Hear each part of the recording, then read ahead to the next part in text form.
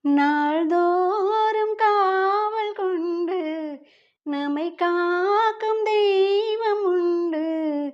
இந்த வாழ்வு என்பது அந்த தெய்வம் தந்தது.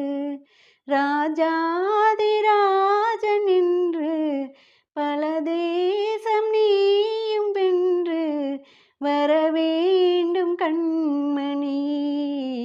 வெற்றிவேலின் பிள்ளை நீ. தென்